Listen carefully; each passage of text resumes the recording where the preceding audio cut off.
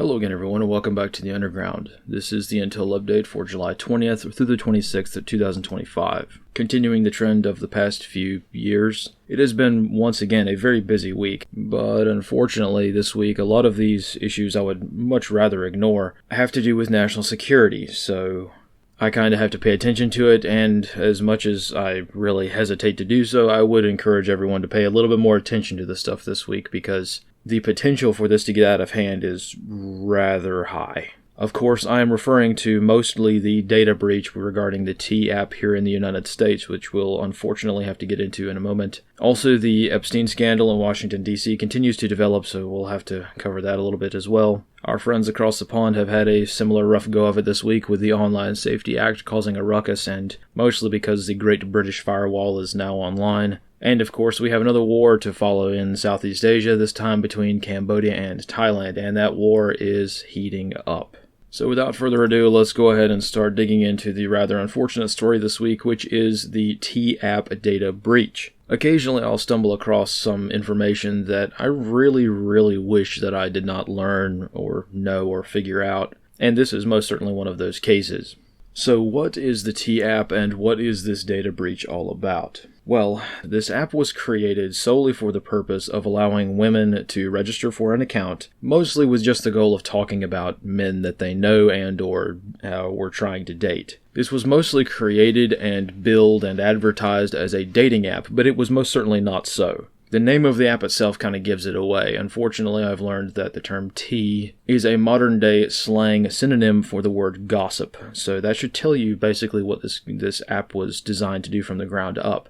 So the general user experience for this app was for women to create an account, and only women. I should note that very clearly right up front because that's important. Only women were allowed to have accounts on this app. And what they could do is create profiles like MySpace pages back in the day for men that they knew, all without the men knowing about it. So dudes could have a whole baseball card about themselves on this website, and all the women in their life that they knew sharing information about them, personal details, rumors, unsubstantiated slander, all kinds of stuff, and they would have no way of knowing that they had an entire targeting profile built about them on this app. That's why this situation is so unfortunate, because it's just horrific to imagine that such an app would ever actually exist. But it did, and it got around 2 million users within the United States to register for this app since its launch, I think, a couple of weeks ago.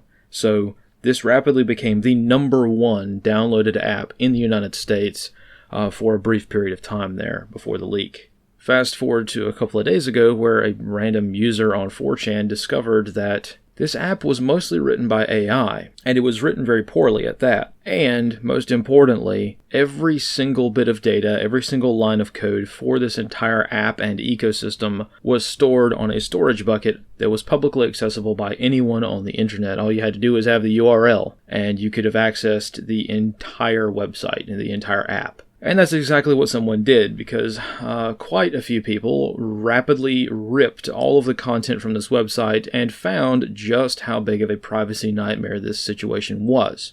So what data was leaked from this app? Well, most of the interesting data that was leaked, or not even really leaked, it was just online, just there for people to see. Most of the interesting data was user registration data. And this is where things rapidly go downhill. You see, remember how I said that only women were allowed to have accounts? Well, how did the app verify that someone was a woman and not, creating an account as a dude? Well, they had users choose one of two options. They could take a selfie of their face and upload it to their servers, or they could scan a copy of their driver's license and upload it to the company's servers.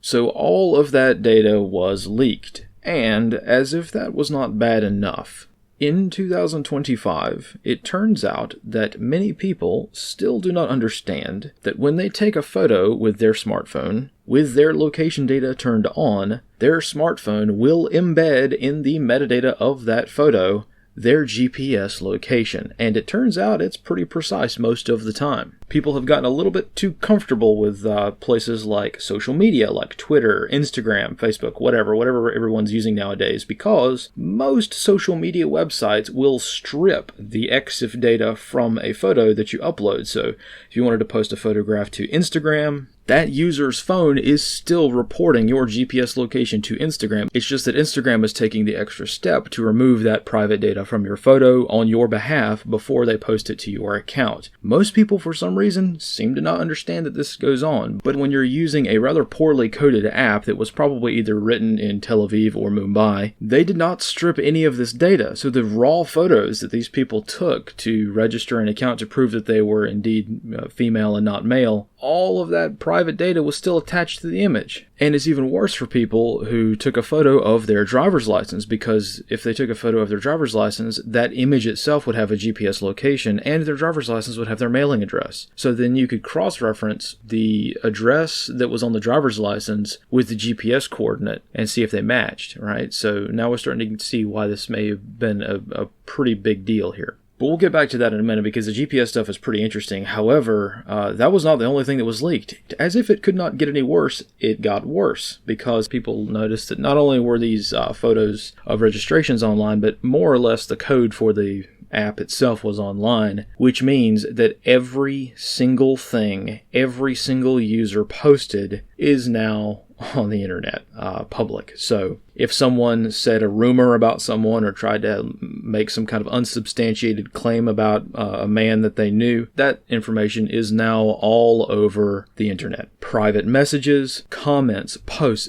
pretty much everything on this website is now just freely available on the internet. And my personal guess is that in a few days, if it doesn't exist already, is probably a database of all of the dudes that were slandered on this website is probably going to come out, along with all of the people and their driver's licenses who slandered them. So again, from a civil, social aspect, this is pretty bad. However, it could probably get quite worse because of what I'm about to mention in just a moment. But remember, all content on the app was leaked, including potentially, passwords. So we all know how people tend to reuse passwords for things, including websites and apps they probably should not be using. So this has a potential to get pretty bad, especially considering that the immediate fallout is for the company to basically just ghost everyone. The T app itself has issued no warning or any kind of notification to any of the users that their whole existence on the app has been breached. There has not been any acknowledgement from the company at all that any of this data was leaked. They're just carrying on and they're continuing to register new users. So I don't really know what's going on with this, but it does not appear to be that this scandal is over just yet because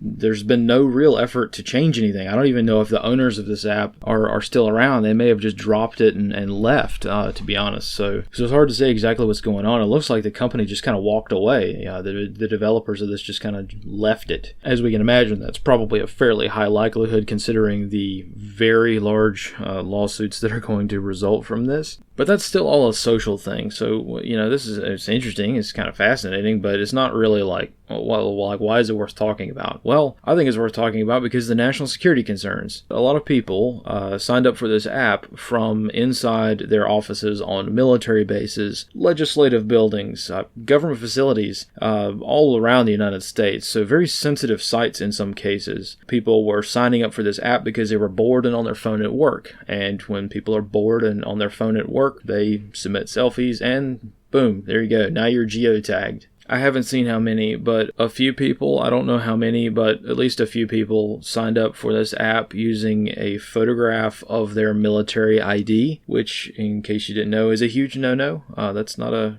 something that's acceptable, but once again, this kind of still stays within the realm of just a really bad data leak, right? So what I'm trying to get at here, rather awkwardly, is what makes this any different than any kind of unflattering data breach in the past, right? If we recall, a few years ago, I'm not sure how many people remember this, but a few years ago there was a scandal with the Ashley Madison company, which was, I guess, a company that was set up to be like a social media for people to have an affair online, and they would facilitate the infrastructure for doing that. So, of course, it was a very illicit app. A lot of people got very, very upset that their credit card data got leaked. But if we recall that data breach many years ago, what was leaked during that scandal? If memory serves me correctly, it was things like credit card information, email addresses, and names and billing addresses and things like that. Not exactly selfies or GPS coordinates. And when that scandal occurred a few years ago, there wasn't really like a centralized database for people to go in and search to see if anyone they knew had an account with that website. So it was really hard for people to kind of figure out who was implicated in this rather unflattering data breach, right? Eventually, a lot of people did kind of get implicated in this, but it stayed mostly on the dark web for a long time. It didn't immediately appear on Google Maps like this one did. And also, I would posit that this particular data breach is worse for national security because of the nature of the app itself. The app itself was designed to share gossip, not necessarily to just have an illicit affair. Having your illicit affair being documented by a credit card data breach that reveals that you are on a website that you're not supposed to be on, that's bad enough. But what's worse than that, in my opinion at least? Well, the potential for blackmail in this case. So let's get right down into the weeds of what I mean by this,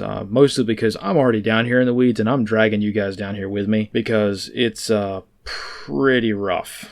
So, the type of data on this website that was leaked is very interesting because, well, for one, immediately everyone could very easily georeference all of the selfies and the data that was on these websites and plot it on a map. And when you plot things on maps, things get pretty interesting, right? So what you can do is you can take the GPS coordinates of all of the people that were implicated in this scandal, and you can cross-reference it with their mailing address and or their voting records. So now you can verify as to whether or not a person was actually at the mailing address that they were supposed to be at. Remember the nature of this app. The nature of this app is to rate men like Yelp or like some kind of social credit system for men that they may be dating or affiliated with. So if you will unfortunately follow along with me for just a moment, a woman has an affair outside of marriage and decides that she does not like the individual that she was having the affair with anymore, and she decides to hop on this app, create an account, and share a lot of private details. This guy's a cheater, and blah blah blah, so on and so forth, or any other kind of really bad, damaging information about this person that they were having the affair with. Well, if they took their selfie photo from that guy's apartment because they got upset one time, well, you can see how that data is now on the internet for people to cross-reference with their actual mailing address, if they were so kind as to provide a scan of their driver's license. So that's bad enough as is, but let me tell you something, ladies and gentlemen, it gets a whole lot worse if this entire scandal took place located within the base housing of a military base. And it gets even worse than that if these pins started popping up in the places where general officers are known to live, as in the more affluent parts of military bases around the country, if you know what I mean. And it can get worse, not in just kind of the context of the military threats, but powerful people being potentially implicated in things like this, because what you can do is take the GPS data from this data breach and overlay it on a map, and overlay that with US Census data for income, for instance, to find out just how many people living in very affluent areas are not very happy with the people around them. So as interesting as that is, for potentially very wealthy and very powerful people having a lot of pins fall on their personal residences, remember, again, I'm trying to look at things from a more practical national security angle, and I can tell you that if we're looking at a counter-espionage effort, I am sure that a lot of people would be very, very interested in this app's data. I can guarantee you that every single intelligence agency in the world is just having a field day with this already, because you can look at the data and see the obvious espionage angle. Users who are married to someone, but they had an account on this app secretly so their spouse couldn't see it. And because they took georeferenced photographs, you can now know that they worked on or near a military base. So you can narrow it down, to even more specific threat vectors and things like that. These people are ripe targets for blackmail, espionage, leverage from an international spy ring, anything and everything. Of course, the vulnerabilities here are absolutely limitless. I am just only focusing on the part of the spectrum that lies within the espionage realm, because, the other stuff is interesting, but I don't want to waste you guys' time by going into the social aspect aspects of this. So yeah, this is a pretty big scandal. I don't think anyone has realized how severe this is just yet, because everyone's focusing on this from the social angle, right? They're talking about, all right, these women created an account on an app solely for the purposes of doxing and sharing the PII of dudes that they know without their knowledge. Oh, look at that. Their own PII gets breached, right? So the comeuppance angle of this, and the tables being turned angle of all of this is what people are focusing on right now. I'm trying to not really get involved in all of that, right? I'm trying to look at things from like, okay, how bad is this? Because this app was about gossip and about the social angle of things and, all this gossipy stuff, right? People are less likely to take it seriously. So, for instance, I don't even know if, like, say, the Army's CID is looking into this to identify any general officers' wives who were implicated in this to find out, hey, look, now you're at risk for espionage, so, be on the lookout kind of thing. I don't know if they're doing that. I think that, the internet is of course, faster than any kind of, counter-espionage agency can work, of course. But I don't know, they may just ignore this because, well, they think that it's about gossip and they think that it's about this, useless social thing. And they don't understand that this has some pretty serious national security implications here. And I think that this data breach is a lot worse than, say, if just some sort of illicit or, embarrassing app leak occurred. Because of the nature of what was going on this app gained notoriety because of what was happening on it. So what was happening on this app? Well, it gained notoriety because it was just a pure vindictive cesspool of rottenness. And what I mean by that is a lot of times women would create a profile, like a fake bit of information about a guy that they were trying to date themselves, so that they would basically give him a 1-star Yelp rating. This dude's horrible, stay away from this guy. And then they secretly go try to date that guy. So they would try to poison the well regarding individual people. And in many cases, the guy had no idea that this was going on. So say you're in a Fortune 500 company and you really want to date your boss and your boss is dating somebody else. And so you go on this app and you create a fake report about how all this guy's a horrible person. Here's a bunch of lies about him to ward off potential people from this person. If you're at a Fortune 500 company and that data gets leaked, well, there you go. You could have people getting fired because of the false rumors that are being perpetrated about them on this particular app. And again, looking at things from the national security angle, you could have things like security clearances being impacted by this because, I don't know if anyone knows this or not, but a couple of years ago, the US government, when it comes to social media, requires you to give over your social media accounts when you apply for a security clearance. You see the problem here. The reason for this is because the US government, if they're going to give you a security clearance, would really appreciate knowing if you are engaging in behavior or posting content online that is very likely to get you in a situation where you could be blackmailed. People do not like to hear it, but I'll mention it now. This is also why people who were openly gay or people who were transgender were prevented in the past from getting security clearances, because at the time, during the height of the Cold War, the Soviet Union went after these people like a moth to flame because at the time it was socially unacceptable for people to be of that persuasion. So, it would be damaging if someone, came out of the closet or something like that, and that was a security risk at the time. Now, one can argue about that in modern society, but you see the kind of general idea here. The US government, from a national security angle, if they're going to give you a security clearance, they want to make sure that you're not engaging in behavior that is going to get you easily blackmailed by a foreign nation state, right? So social considerations aside, I know that's a very touchy topic, but when it comes to national security, it's pretty clear. So now you can start seeing how a man can have a security clearance and a social media profile that is not even his, and he's got a social media presence. Well, now that just got leaked to China and Russia. This is just a gigantic mess. And unfortunately, there's really probably going to be absolutely zero accountability for any of this. So it really does highlight, especially when we get to what's going on in the UK, it really does highlight the data security concerns, but also the fact that there were 2 million users on this website. At least that's what they reported. I don't know if it was actually 2 million. When I took a look at some of this data, I only looked at 20,000 people. So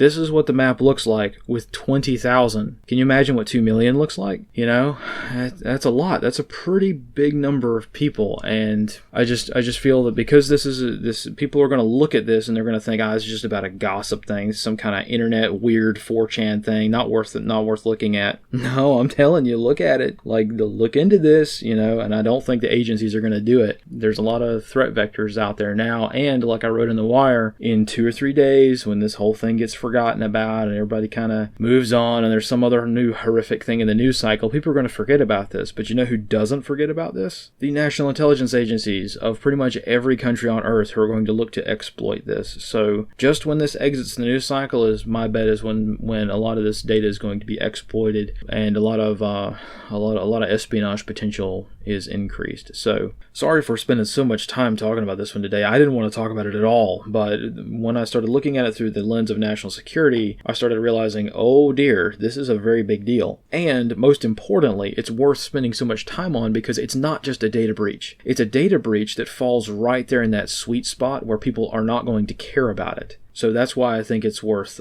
focusing on for a while.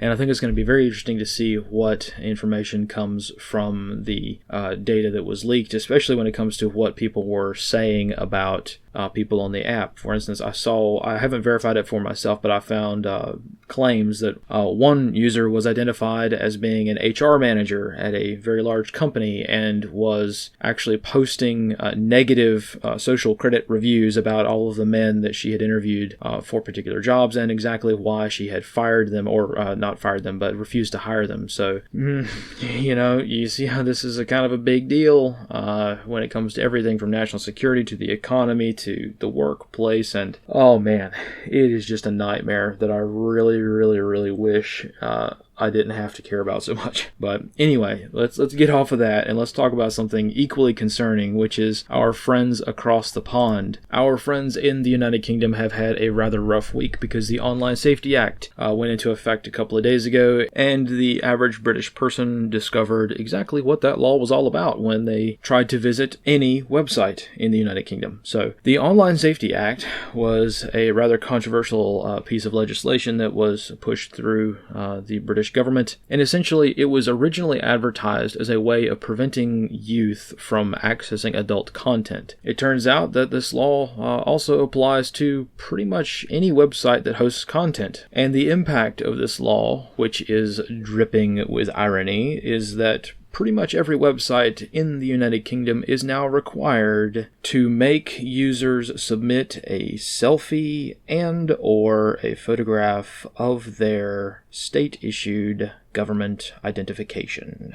So maybe we can see where this is a little bit of a problem here. Of course, most websites have just shut down services to the UK. And of course, VPN companies have made probably in the sums of hundreds of millions of dollars overnight just from new users from the UK so that British people can get around their own firewall for their own country. So I guess we're just going to have to see what comes of it. A lot of British people have noted on social media that immediately this law was used to censor footage of protests at migrant centers and to make sure that people can't know about protests that are occurring in their own country. So yeah, this is about as dystopian as it possibly gets, but again, it's Europe, so I don't really know in the context of how bad censorship already was. I don't know how bad it's going to get because of this. It'll get worse, but how worse, I don't know. Well, we're just gonna have to see, I guess. But anyway, I wish our friends across the pond good luck in working through that one.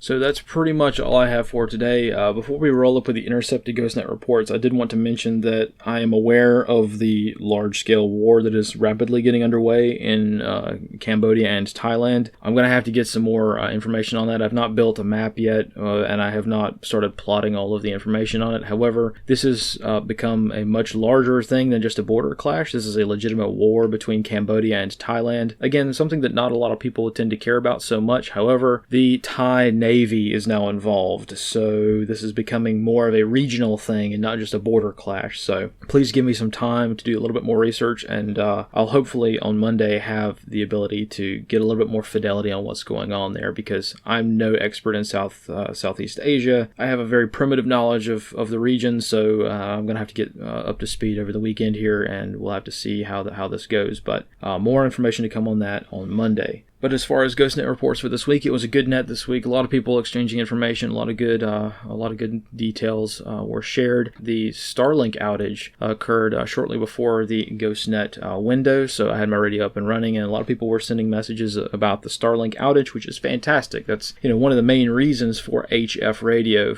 so that users can get news from around the country and exchange information around the country when there's like in the case of Starlink, a global outage.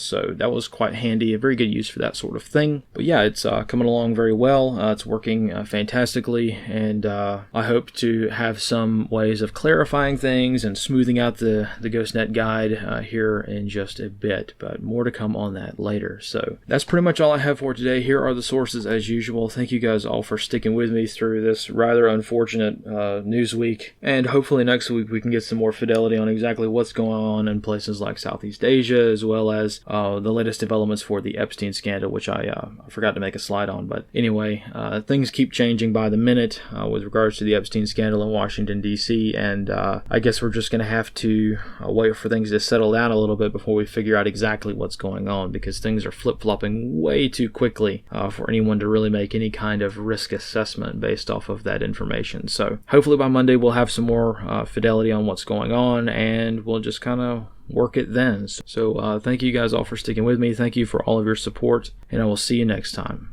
And as always, fight in the shade.